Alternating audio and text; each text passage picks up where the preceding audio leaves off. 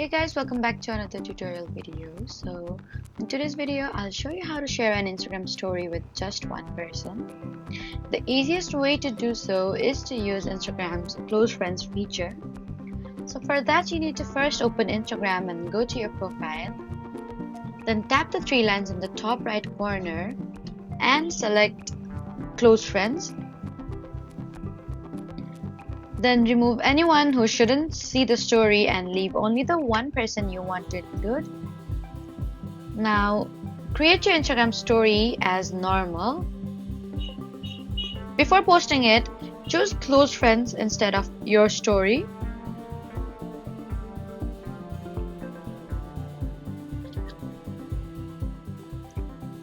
Then your story will then be visible to people on your close friend list. So that was it for the video. Please do not forget to like, comment, and subscribe for more helpful tutorials. Thank you for watching.